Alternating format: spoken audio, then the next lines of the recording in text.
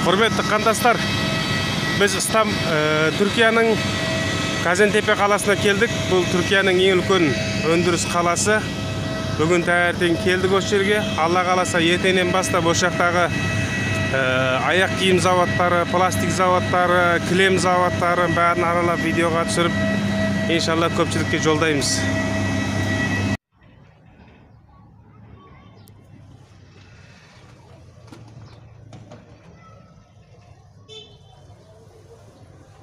Burası çok eski bir hal.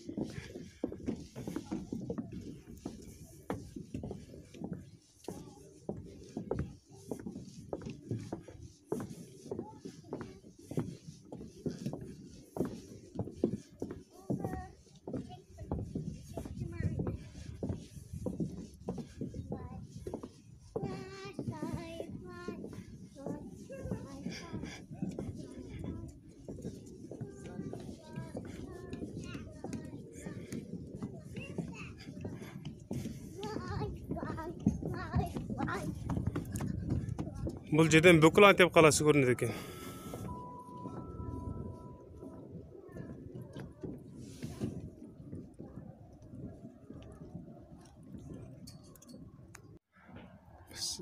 Біз қазір Хамалға қарай өрлеп келе жатырмыз. Қаланың үстіне шайық деп қалдық.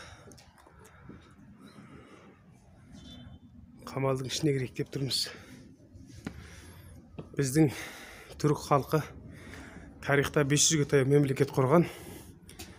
Соның қаншамасы үлкен алып империя болған. Атила, Шыңғыс хан, тағы осы секілді османилер. Біздің алаш халықтары. Біз осындай ұлы халықтардың ұрпағымыз. Халқым бұл күнде біреуге қарап жатқан болмайды. Оянуымыз керек. Түрік халқының басы біріккенде ғана бізде үлкен жеңіс, үлкен болашақ болады. Сол үшін Қытай мен Орыстан еміз бар. Түркияға келейік, араласайық, көрейік.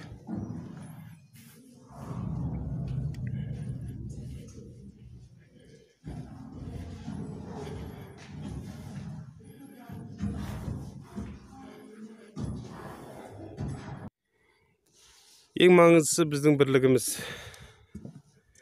Біздің бірлігіміз біздің болашағымызды жаратады. Халқымызға қанап жатқан кәпірдің қалтасына ақша салып берсек, біз оларға халқымыздың қанауына көмектескен боламыз.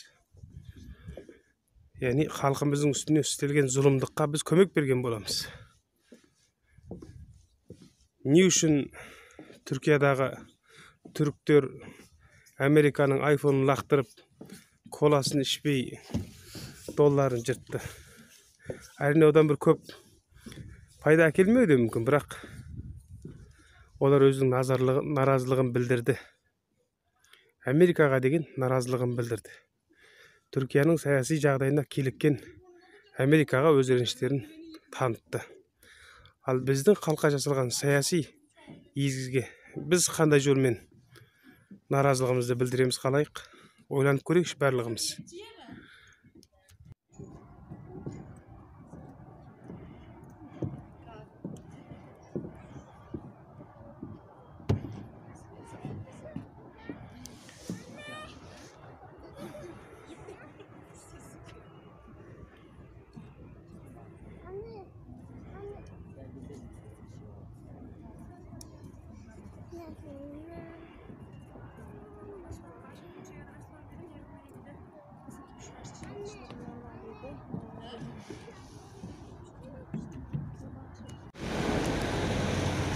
Алдымыздағы бұл мешітке 500 жыл болыпты. Қараңыздар. Бұрынғы Османилердің ұрпақтарының салдырған, біздің селжұқтардың, Ататүріктердің ұрпақтары салдырған мешіт. Европаны дүрсілді көндіріп билеген түрік халқының салдырған мешіті әлі тікейіп, қасқайып тұр. Ешқашан жығылмасын деп тілейміз енді. Анау таудың басында қамалы қараңыздар. O ne abi? Orası kale. Kale. Antep'in kalesi. Eski kalesi. Çok eski, çok. Kaç sene oldu? Orası 1000 yıldan da eski. Aa, Şimdi çıkacağız, içine gireceğiz onun. 1000 жылдық тарихы бар екен ол жақтың.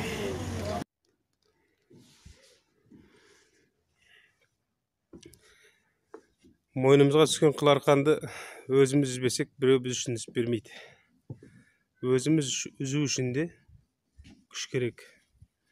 Намыс керек, жігер керек. Жасықтықты қою керек. Қолдық қамыт тастау керек. Аяқтағы кісенді, мойындағы шынжырды шешу керек. Біз өзіміздің еркін ұлт, азат ұлт екенімізді, тәуелсіз мемлекет екенімізді, сол сайын даланың көшпенділері, номадтар екенімізді, сол даланың батырлар екенімізді ұмытпауымыз керек. Аталарымыз аңсап кеткен азаттық сияқты, осы азаттықтардың, еркіндіктің қадіріне жетуіміз керек. Ар жақта халқымыз үшін әркез дұға, және олар үшін бір жақсылық, көмек болу үшін қолымыздан келгенінше әртүрлі көп нәрсені істеуге болады. 14 tane genç cephede savaşan mücahitlere yemek, erzak götürürlerken yakalanıyor. Her aileden bir tane. Çocuklar. Evet, bu genç çocuklar 13-14 yaşlarındalar.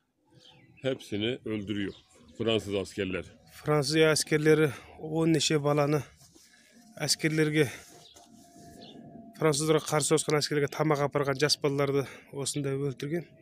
Соларға арнап соғылған екен бұл жер. Жаңағы батырымыздың 150 батырларынан көрініс. Осман халифатының батырлары.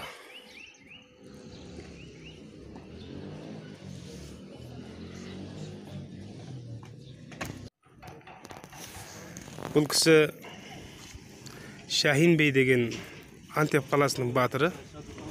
Француздар мен ағылшындармен болған соғыста 150 батыры мен 1000-нан артық әскерді бір апта бойы осы қалаға кіргізбей соғысқан және оларды кері шегіндірген. Өздері 150 батырымен түгелмен шахид болған Антеп қаласының әйгілі батыры. Османи замандағы мықты әскери қолбасы. Қазір осы соғыс болған жерде Құртылыс соғысы дейтін үлкен, яғни біздің тілмен айтқанда құтылу соғысы дейтін үлкен соғыс болған жерге келдік. Тарихи орын. Сіздерге күйіміз келгенше көрсетеміз.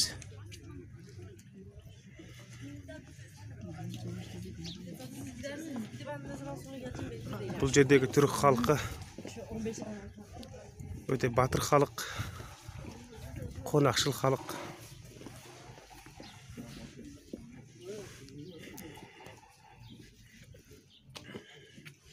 Bu gençleri Fransızlar cephedekilere yemek götürüyorlarmış.